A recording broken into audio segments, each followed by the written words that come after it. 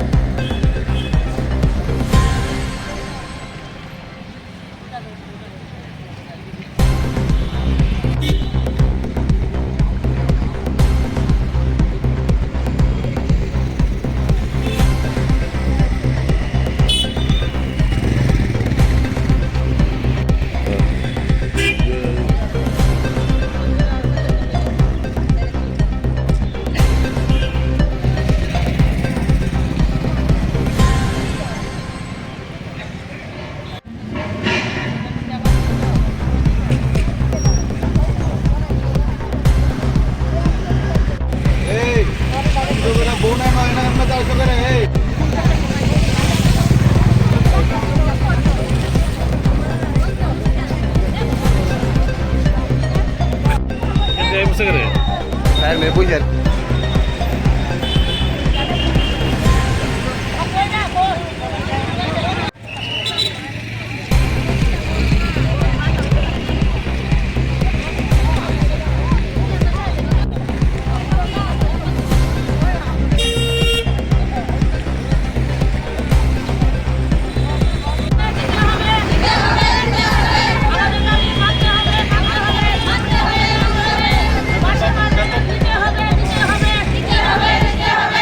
অখিল ভারতীয় সাফাই মজদুর সংঘের পক্ষ থেকে রাজ্যের প্রধান রেফারেল হাসপাতাল এজিএমসি এবং জিবিতে কর্মরত 500-র উপর যে সাফাই কর্মচারীরা আছেন, যারা আউটসোর্সিং সংস্থার আন্ডারে আছেন, তারা বিগত 2 মাস ধরে অর্থাৎ অক্টোবর এবং নভেম্বরের বেতন আজকে ডিসেম্বর শেষ হতে চলেছে, এখনও ওরা বকেয়া বেতন পাননি।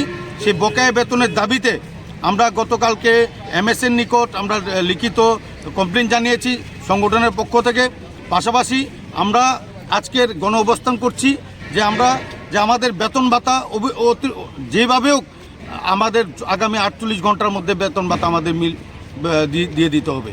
পাশাপাশি যে আউটসোর্সিং সংস্থা একটা ক্যান্সারের মতো একটা ব্যাধি, সেই ব্যাধি থেকে আমাদের মুক্ত করতে আমরা মাননীয় মুখ্যমন্ত্রীর আমরা কাছে আমরা আবেদন জানাচ্ছি।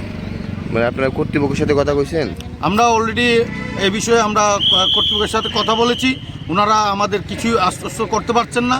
কোথাও বোঝা যাচ্ছে যে আগামী জানুয়ারি মাসে হয়তো বা 1 মাসের বেতন দিতে পারেন, কিন্তু এটা আমরা একদম মানব না।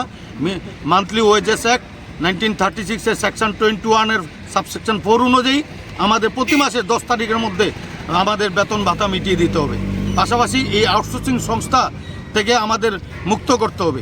এরই দাবি জানিয়ে আমরা বহিরাজ্যের যে আউটসোর্সিং সংস্থাগুলি আছে, এর আগেও আমরা দেখেছি যে স্টেট ব্যাংকে কর্মরত যেভাবে সাফাই কর্মচারীরা ওদের লক্ষ লক্ষ কোটি কোটি টাকার একটা ঘোটালা হয়েছে, আগামী দিনে এই সংস্থা পালিয়ে যাবে না, তার গ্যারান্টি কী? সেই বিষয়গুলি নিয়ে আমরা কথা বলার জন্য আমরা চিঠি দিয়েছি গতকালকে ডিএমের কাছে, ডাইরেক্টর হেলথের কাছে, লেবার ডিরেক্টরের কাছে, এমএসের কাছে। আমরা আশা রাখি 2-1 দিনের মধ্যে আমরা এর সদুত্তর পাব।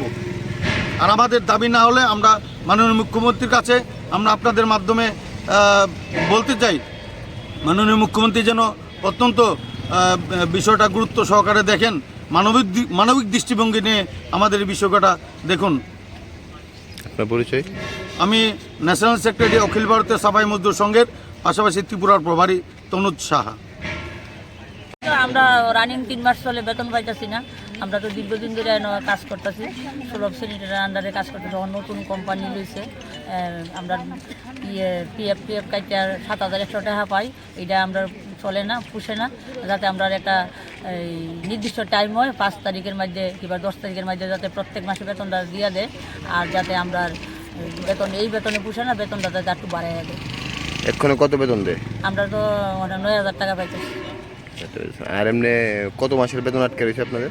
ওই তো 2 মাসের বেতন আমরা 3 মাস রানিং চলে। 3 মাসের শেষ হওয়ার তারপরে পথে যারা কোম্পানিকে জিজ্ঞাসা করছেন না তো জিজ্ঞাসা করছি, মালিক কইতেছে বিল পাইছি না, বিল না পাইলে কইতে দিব। কোম্পানির জিজ্ঞাসা করছি, প্লাস এখানে আরমুজে যিনি তাইনে চালায় তাইনেরও জিজ্ঞাসা করছি। তাইনে কইতেছে এরকম তো কোনো কথা আসিল না, এই কাজ লোনের সময় তো কইছেন প্রত্যেক মাসে দিবেন, ওখান কেটে দেন না। এখন যাতে আমরা আপনাদের কাছে অনুরোধ, যাতে বেতনটা আমরা এই বেতন আপনার পুষে না, জিনিসপত্রের দাম বাড়ছে, গাড়ি ভাড়া বাড়ছে, আমরা যাতে বেতনটা 433 টাকা অনুযায়ী যাতে সময় মতো বেতন প্রতি মাসে 10 তারিখের মধ্যে যাতে দেওয়া হয়। 9,000 টাকা থেকে তো